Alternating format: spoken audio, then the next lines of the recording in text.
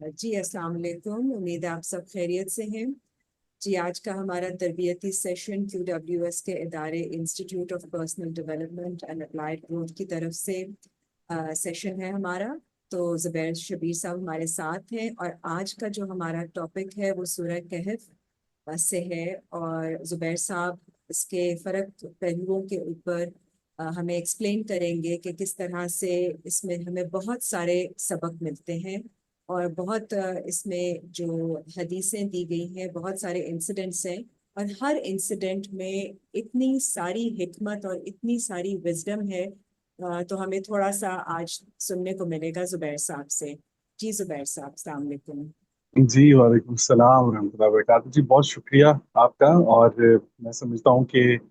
आज के दौर में और ख़ास तौर पे इस दौर में कि जिसमें हम इस वक्त गुजर रहे हैं 2025 में, तो इस वक्त जो मौजूदा हालत है उसको सामने रखते हुए हमने ये तय किया कि सूरह कहफ पर बात करना इस वक्त बहुत ज़रूरी है। ये ज़रूरी क्यों है, इसकी बुनियादी वजह हम आपके सामने रखते हैं कि आप ये देखिए कि तकरीबन इन 20 से 25 सालों में जितने भी ममालिक की आपस में जंग हुई है या जितनी भी तबाहियाँ या बर्बादियाँ हमने देखी हैं, तो वो हुआ ये है कि एक ताकतवर ने जब अपने पड़ोसी या कहीं भी उसे कोई मादनियात, कोई फ़ायदा, कोई मफाद उसे दिखाई दिया, तो वो ताकतवर जो है वो कमज़ोर पर चढ़ दौड़ता है और उसकी कोशिश होती है कि इसी तरीके से जो है वो उन तमाम तर मफादात को और उन तमाम तर मादनियात को हासिल कर ले। और यूं ये एक मफादात की जंग जो है वो हमने देखी, और अभी इन 20-25 सालों में हमने बहुत करीब से इन चीज़ों को देखा है कि जिनमें बहुत से ममालिक, मुस्लिम एंड नॉन मुस्लिम्स, हम दोनों की बात कर रहे हैं, वहाँ पर ये तमाम तर चीज़ें। तो इन चीज़ों को सामने रखते हुए अभी हमारे मुल्क में भी ये एक लहर है जो चल रही है, और हम इस पर भी बड़ा हमें बहुत से अंदेशे हैं कि जो हम कुरान करीम को सामने रख कर जो है वो हमें देखना होगा, सोचना होगा। और ना कि हमें, बल्कि हमारे अकाबरीन को भी, हमारे उलमा को भी, हमारे साइंटिस्ट जो हैं उनको भी, और इसी तरीके से हमारे इदारों को भी, कि देखिए हमें कुरान करीम को अगर इमाम हमने मानना है ना जी, तो फिर हमें कुरान करीम को मौजूदा ऐनक लगा के देखना होगा कि 2025 में कुरान जो है वो किस मकाम पर खड़ा है, और वो हमें किस तरफ जो है वो डिक्टेट कर रहा है, किस तरफ वो हमें लाने की कोशिश कर रहा है, और हम लोग कितनी बड़ी गलतियां कर रहे हैं, कितनी बड़ी गलतियां कर रहे हैं। इनको सामने रखते हुए दरख्वास्त ये है कि देखिए, आज चूंकि सूरह कहफ के ऊपर बात हो रही है, तो उस पर हम बाद में तो बाकी सब बातों की तरफ हम जाएंगे, लेकिन इब्तदाई जो उसका मौक़िफ़ है, आप सिर्फ उसको, कहफ को ही ले लीजिए। तो हमने शुरू में ये बताया था कि कुरान करीम एक मानी के लिए दो लफ्ज़ इस्तेमाल नहीं करता। तो उसने बताया था कि गार में और कहफ में क्या फ़र्क होता है। अब गार जो होती है, ये वो मकाम होता है जो फ्रंट्स, वो पहाड़ का वो हिस्सा, वो जगह कि जो जिसमें जो उसका जो दरवाज़ा है, मुंह जो है उसका वो छोटा हो और अंदर जाके वो थोड़ी सी बड़ी हो जाए, उसे गार कहा जाता है। इसके मुकाबले में कहफ जो होती है उसका मुंह भी बड़ा होता है और वो हजम में भी काफ़ी बड़ी होती है, और उसके साथ साथ उसके अंदर वेंटिलेशन होती है। वो उसका उसका कमाल ये होता है कि उसके अंदर वेंटिलेशन होती है, उसके दो दो रास्ते होते हैं किसी भी हवा या रोशनी के दाखिल होने के। तो ये कहफ होती है। तो अब कुरान करीम में आप ये देखिए कि जब कहफ का जिक्र आया, तो हमें भी बहुत ही करीब की ऐनक लगा के ये देखना होगा कि आप सल्लल्लाहु अलैहि वसल्लम ने तकरीबन 3 से 4 बड़ी रिवायात के अंदर ये बात आई कि आप सल्लल्लाहु अलैहि वसल्लम ने फरमाया कि जुमे के रोज़ जो है वो आप जो है वो सूरह कहफ की पहली 10 आयतों की तिलावत कीजिए, आप फितनों से महफूज रहेंगे। अच्छा, दूसरे मकाम पर आता है कि रिवायत में आप सल्लल्लाहु अलैहि वसल्लम ने फरमाया कि आखिरी 10 आयात जो हैं वो आप उसकी तिलावत करें, तो आप फितनों से महफूज रहेंगे। एक रिवायत में आया कि आप सल्लल्लाहु अलैहि वसल्लम ने फरमाया है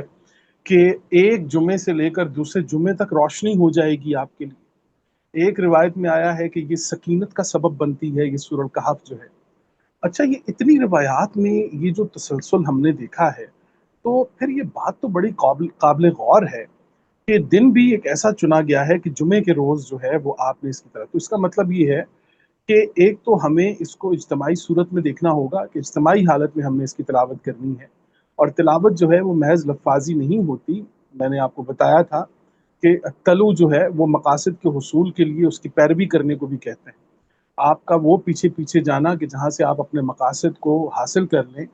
جس میں آپ محفوظ ہوں، جس میں آپ کی پرورش ہو، نمود ہو، وہ تلو کے اس میں آتی ہے، اس معنوں کے اندر آتی ہے. تو تلاوت کے لیے وہاں پہ یہ لفظ استعمال ہوئے. تو پہاڑ ہی کیوں؟ اب آپ یہ دیکھیں، میں کہف کی بات کی طرف آ رہا ہوں. پہلے تو ہمیں یہ دیکھنا ہے کہ پہاڑ ہی کیوں، کیوں پہاڑوں کا ذکر آ رہا ہے. اب مطلب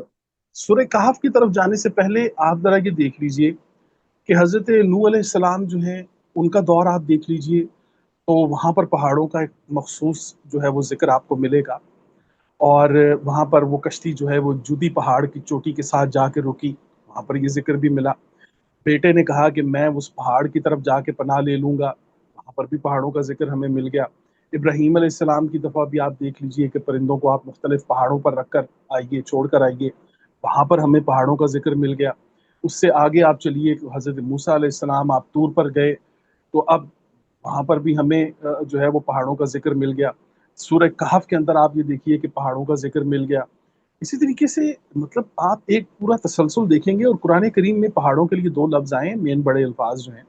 ایک لفظ ہے جبل اور ایک ہے رواسی. رواسی وہ پہاڑ کہ جو جتنا باہر سے دکھائی دے رہا ہے اتنا ہی تقریباً وہ زمین کے اندر ہے، تو وہ جبل ہے. لیکن وہ پہاڑ کہ جو جتنا دکھائی دے رہا ہے اس سے کئی بڑے حصے میں وہ زمین کے اندر ہے، تو اسے رواسی کہا جاتا ہے. جس طرح کہ قرآن کریم نے فرمایا کہ ہم نے یہ کیلیں ٹھوک دی ہیں زمین پر تاکہ یہ جو ہے یہ بیلنس رہے، تو وہاں پر رواسی کا لفظ استعمال ہوا ہے. اور یوم القیامہ جب اللہ تعالیٰ نے فرمایا ہے کہ یہ پہاڑ روئی کی طرح اڑیں گے، تو وہاں پر جبال کا ذکر آتا ہے، رواسی کا ذکر نہیں آتا. تو آپ یہ دیکھیں کہ یہ قرآن کریم اتنا خوبصورت ہے اپنے معنوں کے اندر کہ وہ بتاتا ہے. تو یوں آپ صلی اللہ علیہ وسلم کی حیات مبارکہ آپ دیکھ لیجئے کہ تاریخ میں ہمیں پتہ چلتا ہے کہ آپ جو ہیں وہ تاریخ یہ کہتی ہے کہ آپ الگ ہوتے تھے. آپ اپنی اس رش والے علاقے سے، مکہ سے ہٹ کر آپ تفکر اور تدبر کے لیے جو ہے وہ ایسے مقام کا انتخاب کرتے تھے جس میں روایات کے اندر آتا ہے کہ وہ غار حرا ہے. اس کے بعد آپ غار ثور کے اندر آپ کا جو ہے وہ ایک واقعہ آپ دیکھ لیجئے. پھر حضرت ابوبکر صدیق جو مشہور جو واقعات ہیں کہ وہ آپ صلی اللہ علیہ وسلم کے ساتھ تھے اس غار کے اندر. تو آپ یہ دیکھیں گے کہ آپ صلی اللہ علیہ وسلم کا بھی ان پہاڑوں کے ساتھ بڑا گہرا تعلق ہے. آپ صلی اللہ علیہ وسلم نے فرمایا کہ یہ احد ہے، احد جو ہے اس کے بارے میں فرمایا آپ صلی اللہ علیہ وسلم نے کہ یہ ہمارا دوست ہے. اس پہاڑ کو آپ صلی اللہ علیہ وسلم نے فرمایا کہ ہمارا دوست ہے، مینس کہ اتنی زیادہ اہمیت. تو سورہ کہف میں جب رسول کریم صلی اللہ علیہ وسلم نے ایک روایت کے اندر یہ فرمایا کہ اس کی تلاوت کریں، تو اب پتہ چلا کہ جب ہم سورہ کہف کی تلاوت شروع کرتے ہیں تو وہ ابتدا اس کی یہ ہے کہ اعوذ باللہ من الشیطان الرجیم، بسم اللہ الرحمن الرحیم، الحمد للہ الذی انزل علی عبدہ الکتاب ولم یجعل له عوجا قیما لینذر بأسا شدیدا من لدنہ. کہ یہ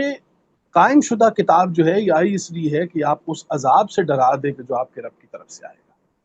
ابتدائی اس کی جو سٹارٹنگ ہے وہ اتنی کمال ہے، اتنی کمال ہے. اور ہم نے تو اس کو باقاعدہ یہ 10 آیات جو تھیں اس کے اوپر کام کیا، اور پھر آخری 10 آیات کے اوپر بھی ہم نے کام کیا. تو آپ یقین کیجئے کہ انسان کی عقل جو ہے وہ حیران رہ جاتی ہے کہ کیا سٹیٹمنٹس، کیا رویہ اختیار کیا ہے قرآن کریم نے ہمارے موجودہ دور کے مزاج کو سامنے رکھتے ہوئے. موجودہ دور کے مزاج کو سامنے رکھتے ہوئے تو ہم جب کہف کی بات کر رہے ہیں، تو پھر اب یہ دیکھیے کہ قرآن کریم جب یہ کہتا ہے کہ اذ اول فتیۃ الی الکہف فقالوا ربنا، تو اب وہ ان نوجوانوں کی بات آ گئی ہے. اور پھر ان کے بارے میں کہا ہے اصحاب الکہف والرقیم، کہ ایک تو وہ ایکسپرٹس تھے، وہ ان پہاڑوں کو بہت اچھے طریقے سے جانتے تھے. اب ان نوجوانوں کا پہاڑوں میں پناہ لینا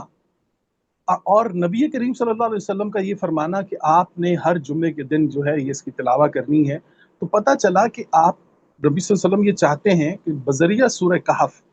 ایک تو آپ کو یہ پتہ چلے کہ آپ کی ڈیفینڈنگ پوزیشن آپ نے اپنی مضبوط رکھنی ہے، کہ آپ نے اپنے آپ کو سکیور کیسے کرنا ہے. دوسرا، نوجوانوں کو پہاڑوں کی طرف مائل کرنا، نوجوانوں کو پہاڑوں کا जो है वो चौकीदार बनाना, मुहाफिज बनाना, कि वहाँ पर हमें एक पैगाम ये भी दिखाई देता है सूरह कहफ के अंदर कि जो नौजवान अपने पहाड़ों की हिफाजत करते हैं, अपने पहाड़ों में मौजूद मादनियात, माइंस और जो कुछ भी हमारे पहाड़ों में खजाने हैं, और वो चाहे मार्बल की सूरत में हो, पत्थरों की सूरत में हो, माइंस की सूरत में हो, मादनियात की शक्ल में हो, ये सब कुछ जो नौजवान अपने वतन, अपने मुल्क के पहाड़ों की हिफाजत करेंगे, आने वाले अदवार में वही कौमें जो हैं वो फला पाएंगी और वो बच पाएंगे। अब ये देखिए कि कुरान करीम बताता है कि वो नौजवान उन पहाड़ों में गए हैं, तो पता चला कि नौजवानों का मुस्तकबिल जो है वो पहाड़ों के साथ जुड़ा हुआ है। आप ये देखेंगे, चाहे वो अफगानिस्तान हो, चाहे वो इराक हो, आप देखेंगे, और अब वो चाहे पाकिस्तान हो, स्ट्रेटजी थोड़ी सी मुख्तलिफ है। तो अब हम ये देख रहे हैं कि दूसरी कौमों के साथ हमारे मुआहदे भी हैं, और भी बहुत कुछ हो रहा है इस वक्त मौजूदा दौर के अंदर। लेकिन हमें खुली आंखों इन तमाम तर चीज़ों को भी सामने रखना होगा कि जिनकी तरफ कुरान हमें वार्न कर रहा है। हमने, ठीक है कि कंबाइंड एडवेंचर तो करना है किसी मुल्क के साथ मिलके, कि हम मुस्तफीद हो सकें, खुद पाकिस्तान भी उससे फ़ायदा उठाए, और दूसरे ममालिक ज़ाहिर है कि जो मेहनत करेंगे वो भी उससे फ़ायदा उठाएं। लेकिन हमारी आंखें खुली होनी चाहिए। हमें ये पता होना चाहिए कि कैसे हमने सूरह कहफ को सामने रखते हुए इन पहाड़ों की हिफाजत करनी है, चाहे वो हमारे अल्हम्दुलिल्लाह बलूचिस्तान के पहाड़ हों, चाहे वो हमारे केपीके के पहाड़ हों, चाहे वो कोहमालिया का सिलसिला जो आके इस्लामाबाद तक लगता है, ये तमाम तर जितने भी मामलात हैं इनके ऊपर हमने बहुत गहरी निगाह से इनकी हिफाजत करनी है, और हमने इनमें मौजूद जो भी अल्लाह की नेमतें और रहमतें हैं, उनके अव्वलीन हकदार जो हैं वो उस इलाके के रहने वाले लोग हैं, और हमने उनको साथ रखकर हमने अपने पहाड़ों की हिफाजत करनी है। तो इस चीज़ को सामने रखते हुए आज के इस दौर में, आज के इस मौजू पर बात करना बहुत ज़रूरी है कि जब हम असहाबे कहफ की बात करते हैं, तो असहाबे कहफ में सबसे पहले हमें ये देखना होगा कि पहाड़ ही क्यों, पहाड़ ही क्यों।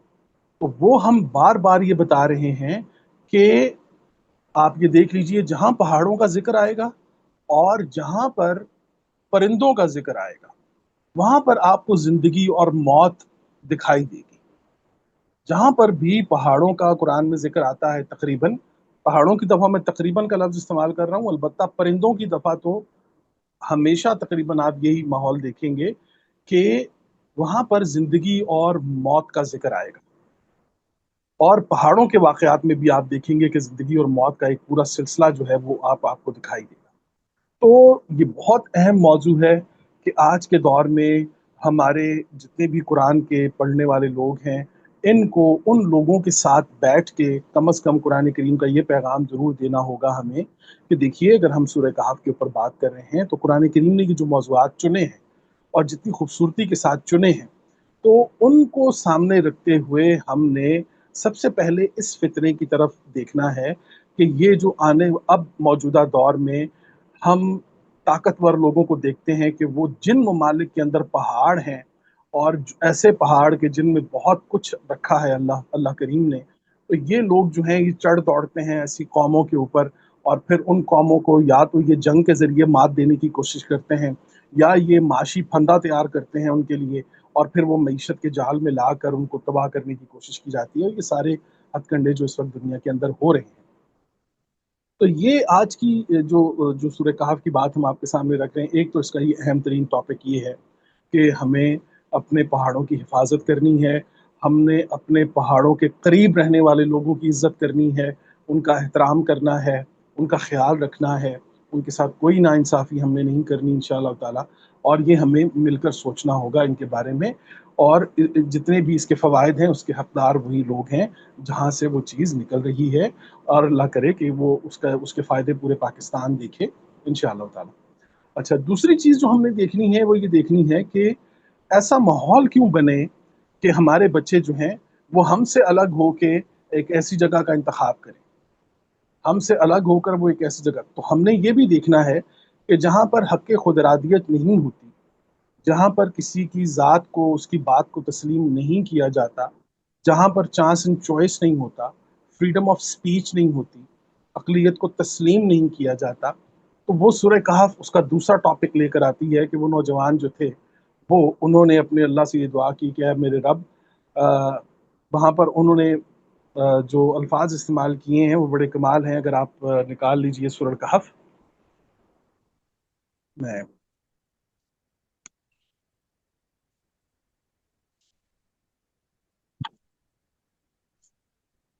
जी उन्होंने कहा है कि अऊज़ु बिल्लाहि मिनश शैतानिर रजीम बिस्मिल्लाहिर रहमानिर रहीम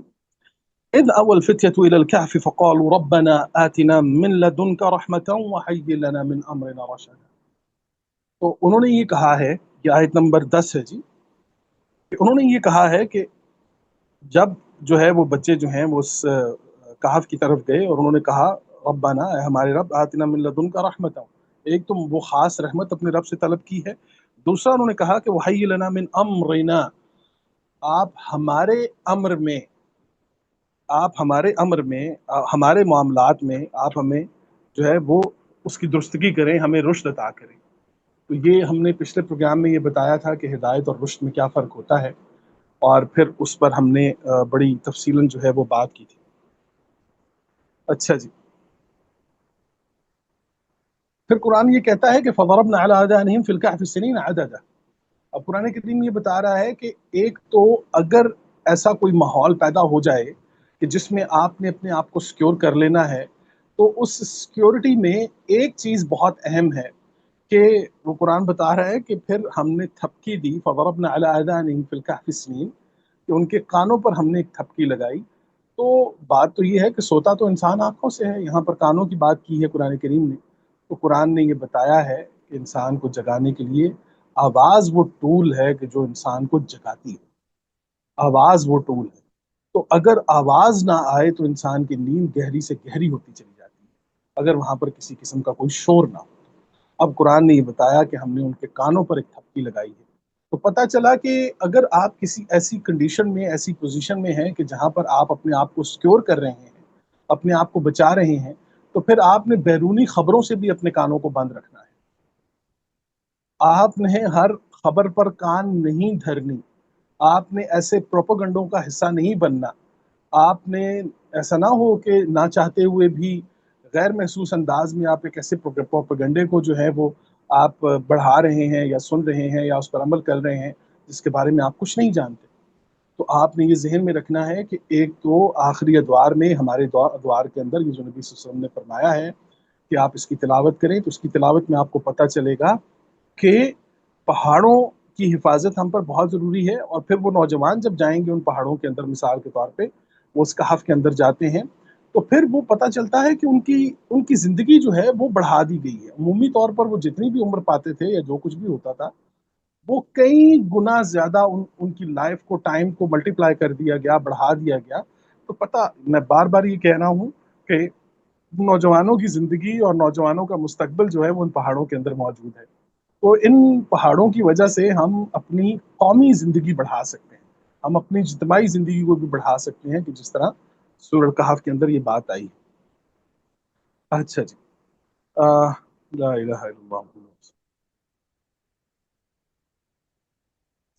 अच्छा जी, अब मैं बीच-बीच में से ही पढ़ रहा हूँ ताकि जो है वो वक़्त का भी एक मामला ऐसा है। वरबतना अला क़ुलूबिहिम, अब ये 13वीं सूरत के अंदर, आयत के अंदर आप देखिए, वरबतना अला क़ुलूबिहिम इज़ क़ामू, और जब वो उठे तो फिर हमने उनके दिल जो थे और मजबूत कर दिए हमने उनके दिल, जब वो खड़े, फ़क़ालू रब्बुना रब्बुस समावाति वल अर्द लन नदअू मिन दूनिही इलाहन लक़द क़ुलना इज़ा शतता। तो उन्होंने कहा कि हमारा जो रब है वो तो रब्बुस समावाति वल अर्द है। यहाँ से उन्होंने अपने अपने रब पर अपने ईमान का इजहार भी किया है। तो पता चला कि इन अदवार में, कि जिनकी बात नबी करीम सल्लल्लाहु अलैहि वसल्लम फरमा रहे हैं कि सूरह कहफ जो है ये बहुत अहम है, तो इन अदवार में जो ख़तरा पड़ेगा वो हमारे ईमानियात को भी है। ईमान को भी बहुत ख़तरा होगा, और ईमान के मुकाबले में ये तमाम तर जितने भी ये दज्जाल हैं, ये जितनी भी ये दज्जालियत है या जहालत है, ये सारी इसी ईमान के खिलाफ आके आकर आपके खिलाफ खड़ी हो जाएगी। इसमें आयत नंबर 21 के अंदर आप देखेंगे कि सूरह कहफ को जब पूरे इस ज़िक्र से गुज़ार कर सूरह कहफ, उन नौजवानों की बात करके और उनकी तादाद की बात करके, कुरान करीम इस पूरी बात को समेटते हुए जब वो 21 नंबर सूरत की तरफ, आयत की तरफ आता है, तो यहाँ पर ये मस्जिद का लफ्ज़ जो है, ये आप देखिए, यहाँ पर ये मस्जिद का लफ्ज़ बड़ा अहम लफ्ज़ है, बहुत अहम तरीन लफ्ज़ है। کہ اس زمانے میں بھی ان کو یہ سینس تھی کہ اب آپ یہ دیکھیے کہ ایک تو وہ اپنے تحفظ کا بڑا بندوبست کر رہے ہیں، اس کے بعد ان کے ساتھ کچھ لوگ ایسے جڑ رہے ہیں کہ جو اس پورے سسٹم کو سمیٹ کر وہاں علامت کے طور پر، کہ مینس کو وہ مسجد جو ہے وہ اس چیز کی علامت ہوگی کہ یہاں پر ہوا کیا تھا،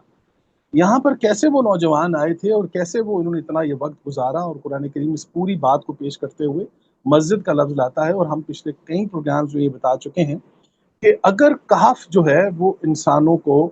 309 سال تک زندہ رکھ سکتی ہے مثال کے طور پر، تو کیا ہماری مسجد جو ہے وہ انسانیت کو 3900 سال زندہ نہیں رکھ سکتی؟ 3,09,000 سال زندہ نہیں رکھ سکتی؟ بے شک رکھ سکتی ہے. تو یہ مساجد جو ہیں، ان مساجد کے اندر بھی وہ کوالٹیز ہونی چاہیے کہ جب ہمارے نوجوان اس دنیا میں ان پریشانیوں میں، ان معاملات کے اندر تنگ آ کر اگر وہ انہیں کہف نصیب نہیں ہو رہی تو انہیں مسجد نصیب ہو جائے، وہ ان مساجد کے اندر جائیں، وہ جا کے جہاں وہ ان کو لگے کہ اب ہمیں اس معاشرے سے خطرہ ہے تو مسجد ان کی پناہ گاہ بنے. کیا یہ ہماری مساجد اس مقام پر ہیں کہ وہ ان بچوں کو تحفظ بھی دیں، ان کی زندگیاں بھی بڑھائیں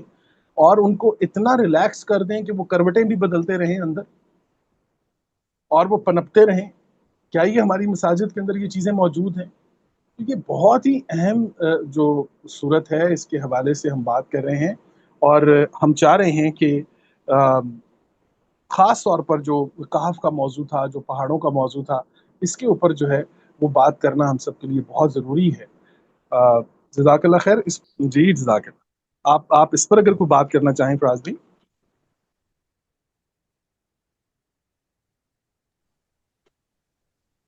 جی بہت شکریہ زبیر بھائی آپ کا، ماشاءاللہ آپ نے بڑی خوبصورتی سے یہ بات بیان کی ہے کہ آج کے جو دور میں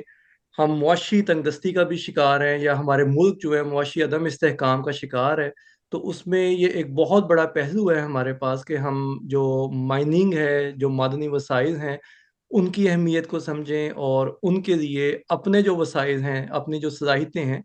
ان کو بہتر کریں اور زیادہ سے زیادہ آگے لے کر چلیں. تو یہ بڑا خوبصورت پیغام ہے. جیسے آپ نے یہ بتایا کہ روایات کے اندر یا حدیث کے اندر بھی سورہ کہف کی بہت زیادہ اہمیت ہے، اور اس کی وجہ جیسے آپ نے ایکسپلین کی ہے کہ اس کی وجہ یہی ہے کہ یہ ہمیں آنے والے دور کے انسانوں کو ایک گائیڈ لائن فراہم کرتے ہیں کہ کس طرح سے ہم آنے والے دور میں معاشی استحکام کی طرف بھی جا سکتے ہیں. اور یہ وہ کہف ہے اور جس سے وہ مسجد کی طرف جائیں گے کہ جہاں لوگوں کو امن مل سکے، سکون مل سکے، گروتھ مل سکے اور ذہنی ہم آہنگی. جیسے ہم نے دیکھا کہ ان کے قلوب کے درمیان اللہ تعالیٰ کہتا ہے کہ میں نے رابطہ پیدا کر دیا، کہ قلوب کے اندر جو رابطہ ہے اگر کہیں کوئی دور بھی ہے، تو جیسے آج ہم یہاں پہ قلوب کے رابطے کے ذریعے جڑے ہوئے ہیں، تو یہ دنیا کے دیگر جو انسان ہیں جو اس نظریے کے ساتھ جڑے ہوئے ہیں، اس نظریے کو سمجھتے ہیں یا قرآن کے نظریے کو سمجھتے ہیں، اللہ کے پیش کردہ وحی کے نظریات کو سمجھتے ہیں، تو ہم بھی ان لوگوں کے ساتھ اپنے قلوب کی ہم آہنگی پیدا کریں، اور تاکہ ہم زیادہ سے زیادہ بہتر وسائل کی طرف جا سکیں اور زیادہ سے زیادہ بہتر حل کی طرف جا سکیں. تو اس پہ میں ابھی یہی چند باتیں پیش کرنا چاہتا تھا، باقی اس میں آپ یا میم جزاک آمنہ مزید ایڈ کرنا چاہیں تو. جی جی میم آپ. جی، مجھے جس طرح سے میں نے اس سورہ کو سمجھا ہے، اور یہ سورہ کا جو یہ حصہ ہے کہف کے بارے میں، مجھے زیادہ پروٹیکشن اور ایک سیف اسپیس کی سمجھ میں آتی ہے. اور اس کو جس طرح سے آپ نے سمجھایا، ایک تو ایک ایکسٹرنل بات ہے کہ آپ قوم کے حوالے سے، نوجوانوں کے حوالے سے، پہاڑوں کے حوالے سے، جیسے آپ نے ایکسپلین کیا بہت خوبصورتی کے ساتھ. ایک اس کا یہ پرسپیکٹو ہے، اگر آپ اس کو اپنی ذات کے لیے بھی لیں تو ہماری بھی جب ایک کوئی آئیڈیالوجی ڈیولپ ہوتی ہے، کوئی آئیڈیا آتا ہے، کوئی کانسیپٹ بننے سے پہلے اس کو ایک حفاظت کی ضرورت ہوتی ہے. اور آپ کو اپنی بات، جب آپ کوئی نئی چیز سیکھ رہے ہوتے ہیں، جس طرح کوئی نیا علم سیکھ رہے ہوتے ہیں، کوئی ایسی بات جو کہ آپ کے لیے فائدہ مند ہوتی ہے، تو آپ کو تھوڑی دیر کے لیے اس کو چھپا کے رکھنا ہوتا ہے. آپ اس کو سیف اسپیس کو ایک مینٹل اسپیس بھی سمجھ سکتے ہیں، کہف کی اسٹیٹ کو، کہ آپ مینٹلی اس کو اپنے مائنڈ میں تھوڑے عرصے کے لیے رکھتے ہیں جب تک آپ کو اور زیادہ تقویت نہ مل جائے. ایسا انٹلیکچوئل ڈسکورس آپ کو ایسی باتیں اور ادھر ادھر سے ریزنز اکٹھے ہو جائیں جو کہ آپ کو ایک صحیح طرح سے سوچ سمجھ آپ کی ڈیولپ ہو جائے، اس سے پہلے آپ لوگوں پر ظاہر نہیں کرتے. اسی کانسیپٹ کو اگر آپ دیکھیں گے تو حضرت مریم نے بھی حجاب کیا تھا، ان کو بھی اپنی فیملی سے پردہ رکھنا پڑا. اسی کانسیپٹ کو آپ دیکھیں گے تو حضرت یوسف کو بھی اپنے بھائیوں سے وہ بات چھپانی تھی. تو اسی طرح جب کوئی آپ کو ایسی چیز، کوئی نئی چیز اسپرچول حوالے سے سمجھنی ہوتی ہے تو آپ کو ایک آٹومیٹیکلی نیچرلی آپ کو پتا ہوتا ہے کہ باہر کے لوگوں کو اگر یہ بات سمجھ میں نہیں آئے گی تو ہمیں تھوڑی دیر کے لیے اس کو اپنے تک رکھنا ہوگا. اور وہ عرصہ جو ہے یہاں پہ سالوں کی بھی بات ہو رہی ہے تو ٹائم تو ریلیٹیو ہوتا ہے، تو وہ ڈپینڈ کرتا ہے جتنی جلدی آپ کو تقویت ایسی مل جائے کہ آپ اپنی بات کے اوپر سٹینڈ بھی لے سکیں اور آپ اس کو اچھی طرح سے لوگوں تک کمیونیکیٹ بھی کر سکیں اور جو باقی لوگ ہیں وہ اس کو سمجھ سکیں. کیونکہ وہ ایک ورک لے کر جاتے ہیں باہر ٹیسٹ کرنے کے لیے، ان سے کہا جاتا ہے کہ باہر نہیں جانا جب تک ورنہ آپ کو مار دیا جائے گا. تو اس لیے پہلے ٹیسٹ کر کے آپ شہر میں انفارمیشن چیک کرتے ہیں کہ اگر لوگوں تک یہ انفارمیشن آ گئی ہے تو پھر آپ اپنی بات ان سے جا کے شیئر کر سکتے ہیں تو آپ کو بھی آگے سے پازیٹیو فیڈ بیک ملے گی. تو یہ ایک پروسیس ہوتا ہے ایک آپ کی سوچ کی ڈیولپمنٹ کا، اور ایسی آپ کی جو آگے کی سوچ جو اسپرچوالٹی کے حوالے سے آگے کی سوچ ہے اس کے لیے ایک پروٹیکشن کا عمل ہے. اور ساتھ ہی میں اس میں ذکر کروں گی کہ جو بار بار آیتیں آتی ہیں کہ وہ کتنے لوگ تھے، لیکن ساتھ ان کے کتے کا ذکر آتا ہے. تو کتے کی بڑی اہمیت ہے کیونکہ کتا جو ہے وہ آپ کا محافظ ہوتا ہے، گارڈ ہوتا ہے. تو ساتھ ساتھ جب بھی آپ ایسی سٹیٹ میں ہوتے ہیں تو آپ کی بھی ایک جو انسٹنکٹ ہوتی ہے حفاظت کی وہ ذرا ہائی لائٹ ہو جاتی ہے. آپ کو پتا ہوتا ہے کہ آپ نے اپنی حفاظت کا اہتمام کرنا ہے تو فوراً آپ کے اینٹناز کھڑے ہو جاتے ہیں جس طرح ایک گارڈ کے ہو جاتے ہیں کہ اگر کوئی آپ کو کوئی ایسی اپنے قریب کوئی خطرہ محسوس ہوگا تو آپ فوراً واپس اپنی زبان پہ اپنی کسی سوچ پر اس طرح سے کنٹرول کر لیتے ہیں تاکہ لوگ آپ کو آگے سے غلط نہ سمجھے اور آپ کی بات کو سمجھے بغیر آپ کے اوپر کوئی وار نہ کرے. تو یہ میں نے اس کو اپنی طرح سے، کیونکہ میں ہر چیز جو پڑھتی ہوں میں اس کو یہ سمجھ کے پڑھتی ہوں کہ اس میں میرے لیے کیا لیسن ہے اور اس کو میں اپنی ذات میں کیسے اپلائی کر سکتی ہوں. تو یہ تھوڑی سی ایک ایکسپلینیشن تھی جو میں شیئر کرنا چاہتی تھی. جی شکریہ. جزاک اللہ جی، بہت شکریہ آپ دونوں احباب کا. اور ماشاءاللہ آپ دونوں نے بہت خوبصورتی سے اور مزید پہلو جو ہیں وہ بیان کیے ہیں. اچھا، اس میں جو اہم ترین بات ہے نا جی سورہ کہف کے اندر، جہاں پر وہ اس پوری بات کو کا نچوڑ نکالتا ہے، جہاں پہ ارک نکالتا ہے قرآن کریم، وہ ذرا آیت نکالیں جی، آیت نمبر 23. اب قرآن کیا کہہ رہا ہے؟ اعوذ باللہ من الشیطان الرجیم، بسم اللہ الرحمن الرحیم. وَلَا تَقُولَنَّ لِشَيْءٍ إِنِّي فَاعِلٌ ذَلِكَ غَدًا، اور کبھی نہ کہو کسی بات کے بارے میں کہ ضرور کروں گا یہ کل. إِلَّا أَن يَشَاءَ اللَّهُ وَاذْكُر رَبَّكَ إِذَا نَسِيتَ وَقُلْ عَسَىٰ أَن يَهْدِيَنِ رَبِّي لِأَقْرَبَ مِنْ هَٰذَا رَشَدًا. تو کچھ نہیں کر سکتے الا یہ کہ یہ چاہتے ہیں، یہ چاہیے کہ اللہ اور یاد کرو، مطلب کہ یہ مت کہو کہ میں یہ کل کروں گا بغیر اللہ کو شامل کیے. کبھی یہ نہ کہیں کہ آپ مطلب ون سائیڈڈ آپ کی طرف سے ایک آرڈر آ جائے اور آپ یہ سجیسٹ کر لیں کہ جی بس وہ جو میں یہ کل کروں گا بغیر اللہ کی ذات کو شامل کیے. الا انشاءاللہ وذکر ربک، اور اگر آپ بھول جائیں تو اپنے رب کا ذکر کریں، اگر بھول جائیں تو وقل عسى ان يهدياني، اور کہو امید ہے مجھے اپنے رب سے، يهدياني ہدایت دے گا مجھے میرا رب، بتائے گا مجھے میرا رب، لأقرب هذه من رشدا، اس سے زیادہ بھی ہدایت کی بات. تو وہ رشدہ کا لفظ ہم نے اس سے پہلے آپ کو یاد ہوگا ہدایت اور رشد کے اوپر ہم بات کر چکے ہیں، اور اس صورت میں آپ بار بار رشدہ کا ورڈ رشدہ رشدہ رشدہ کو دیکھیں گے تو یہ کہتے ہیں کہ ہدایت کا اگلا سٹیپ کہ آپ کو اگر کوئی ہدایات مل چکی ہیں اب اس کے اوپر کار بند رہنا، پابند رہنا جو ہے उसको जो है वो रुश्द कहा जाता है। रशदा का वर्ड उसके लिए इस्तेमाल हुआ है। अब ये जो अल्लाह ने, आप देखें कि पूरी बात करते करते करते करते सूरह कहफ की अचानक से ये स्टेटमेंट आ गई है बीच में। ये बड़ी कमाल बात है कि हमें ये लगता है कि ये एक बेरब्त सा सिलसिला है और इसमें बस ठीक है वो आ गई है, अल्लाह की मर्जी, अल्लाह ने उसमें डाल दी है, अब इसमें क्या उसकी हिकमत अमली है ये अल्लाह ही जाने। लेकिन अगर आप इसके ऊपर थोड़ा सा गौर करें तो आप ये देखेंगे कि यहाँ पर बात क्या की जा रही है, वला तक़ूलन्न लिशैइन इन्नी फ़ाइलुन ज़ालिका गदा। तो ये कभी मत कहो कि कल मैं ये करने जा रहा हूं, क्योंकि क्योंकि अब मैं जो बात करने जा रहा हूं इसको बहुत गौर से सुनिएगा, क्योंकि हम टाइम की डायमेंशन को अभी तक समझ नहीं पाए। हम अभी तक वक्त को बयान करने से कासिर हैं। हम अभी तक ये बताने में कासिर हैं कि वक्त का आगाज कब हुआ, कैसे हुआ और ये कहाँ तक जाएगा, ये कहाँ तक रहेगा,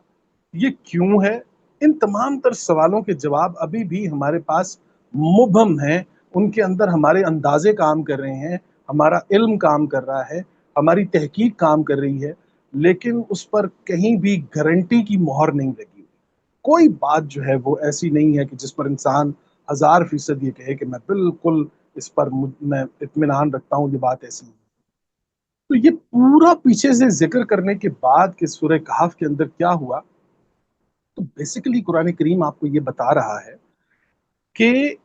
जिस तरह उन नौजवानों ने खुद को बदला, अपने आप को तब्दील किया, लेकिन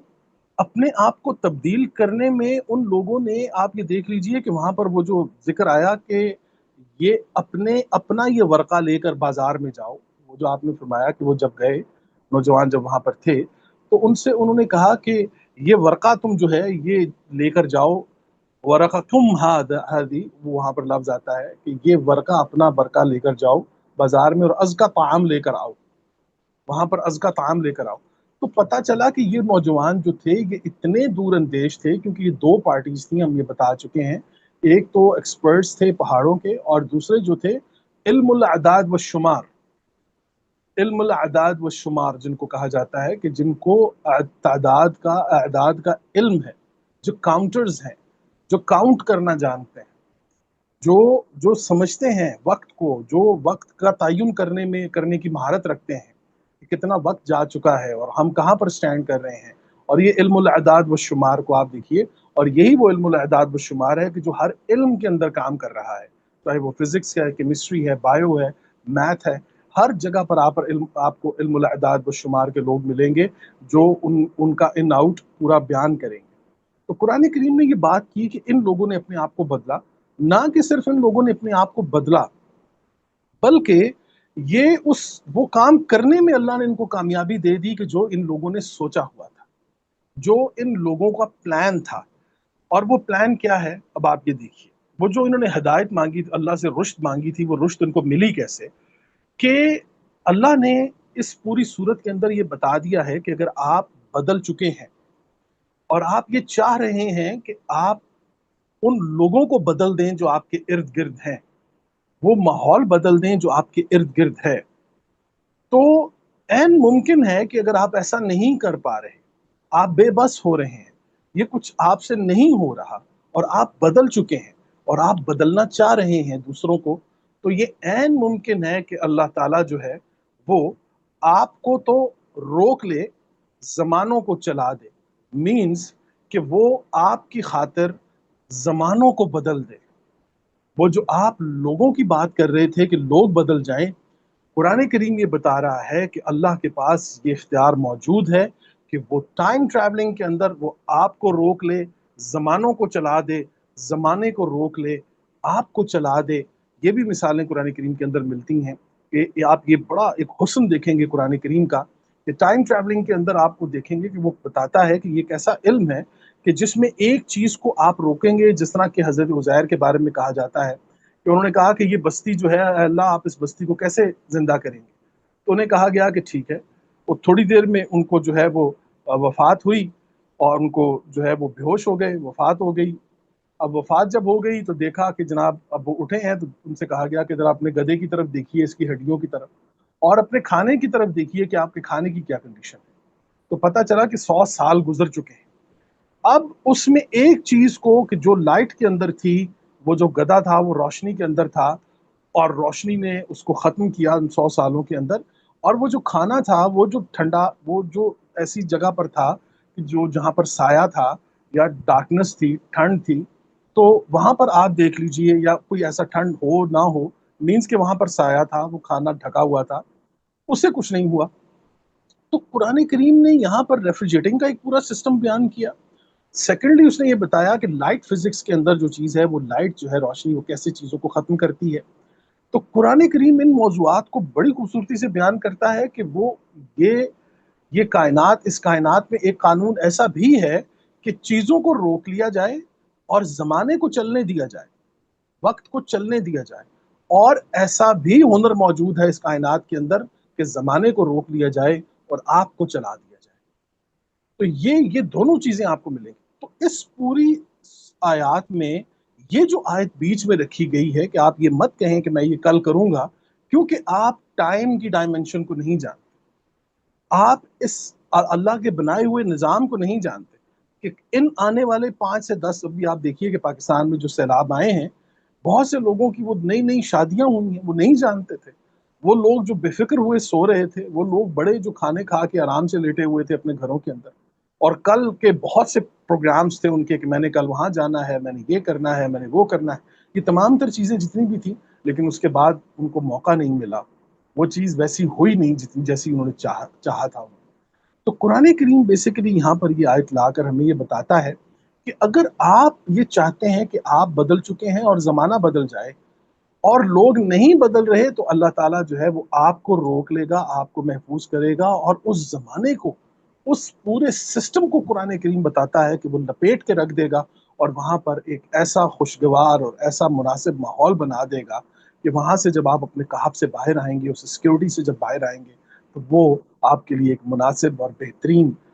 جگہ ہوگی جہاں آپ پنپ سکتے ہیں۔ وہاں پر وہ آپ کے ہم خیال لوگ ہوں گے، وہ ہم مزاج لوگ ہوں گے، ان میں آپ پنپ بھی سکتے ہیں اور آگے بڑھ بھی سکتے ہیں۔ تو بیسیکلی یہ جو پورا ارک نکالا ہے قرآن کریم نے اس آیت کو سامنے رکھتے ہوئے، وہ یہ ہے کہ بالکل مایوس ہونے کی ضرورت نہیں ہے، اللہ کے قانون سے مایوس ہونے کی ضرورت نہیں ہے، اللہ کے ساتھ سے مایوس ہونے کی ضرورت نہیں ہے۔ آپ اگر اب آپ یہ دیکھیے، ایک کہف یہ بھی ہے کہ میں نے اپنے بہت سے اساتذہ سے یہ بات سنی کہ بہت سے علوم جو ہیں وہ اہل علم کے لیے ان کا دل جو ہے وہ کہف بن جاتا ہے، وہ بہت سے علوم کو اس اپنے کہف کے اندر، اپنے دل کے اندر رکھتے ہیں، اور آپ یہ دیکھیے کہ وہ وقت آنے پر پھر ان کو نکالتے ہیں اور پھر وہ بتاتے ہیں کہ دیکھیے یہ ایک علم تھا کہ میں نے اس وقت یہ بات نہیں کی۔ دور مت جائیے، اب آپ یہ دیکھیے کہ قرآن کریم کا علم آج 2025 میں جس انداز میں ہم لوگ اس پر گفتگو کر رہے ہیں، یا ہم سے بھی، ہم تو خیر کسی کھاتے میں نہیں آتے، ہم سے اچھے اور بہتر لوگ جو قرآن کریم کو بیان کر رہے ہیں، اور کس انداز میں، آپ کو لگتا ہے کہ 2000 میں یہ ایسا ماحول تھا، 1970 میں ایسا یہ ماحول تھا؟ بالکل بھی نہیں تھا۔ وہاں پر تو بھئی قرآن کریم، خالصتاً قرآن کریم کے اوپر بات کرنے کے لیے تو کوئی تیار ہی نہیں تھا، کوئی سننے کے لیے تیار نہیں تھا، لیکن آج وہ ماحول آ گیا الحمدللہ اللہ نے۔ تو بیسیکلی وہ بھی ایک کہف تھی، اس کہف میں سے اللہ نے پاکستان کو اور پاکستانیوں کو گزارا ہے، ایشیا کے لوگوں کو گزارا ہے۔ آج وہ ماحول آپ دیکھ لیں کہ الحمدللہ آج ہم نکلے ہیں تو ہم مزاج، ہم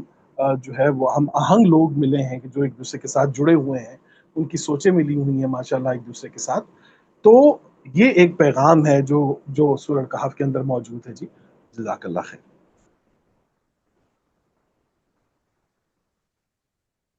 جی بہت شکریہ زبیر صاحب، آپ نے کافی ماشاءاللہ تفصیل کے ساتھ اور بھی چیزیں واضح کی ہیں۔ تو ابھی کسی کا کوئی سوال ہو اس حوالے سے تو آپ پلیز اپنا مائک انمیوٹ کر کے بات کیجیے، یا کچھ اور اس میں ایڈ کرنا چاہتے ہیں، کوئی رائے دینا چاہتے ہیں تو آپ ضرور بات کر لیں۔ جی السلام علیکم ورحمۃ اللہ وبرکاتہ۔ جی وعلیکم السلام۔ بس ماشاءاللہ سے بہت خوبصورت، ہمیشہ کی طرح خوبصورت اور بہت وسعت لیے ہوئے کلاس تھی آج کی بھی۔ بس یہ وہی بات ہے نا کہ یہ ایسا ذکر ہے جو انسانوں کے اندر فکر کو جو ہے وہ پیدا کرتا ہے، اور فکر جو ہے وہ بڑھتی ہے۔ تو بہت ساری باتیں تھیں الحمدللہ، لیکن وہی بات تھی کہ پہاڑ جو ہے، جیسے زبیر بھائی نے بتایا کہ پہاڑ جو ہے وہ استقامت کی بھی تو نشانی ہے، محفوظ جگہ بھی ہے، لیکن وہیں پر یہ وسائل بھی موجود ہیں، وہاں معدنیات بھی ہیں اور وہاں خزانے بھی رکھے ہوئے ہیں ان نوجوانوں کے لیے نا، آئندہ مستقبل کے لیے۔ پھر اس سے یہ بھی سمجھ میں آتا ہے کہ جیسے انہوں نے کہا کہ پہاڑ جو ہیں جیسے پہاڑ اپنے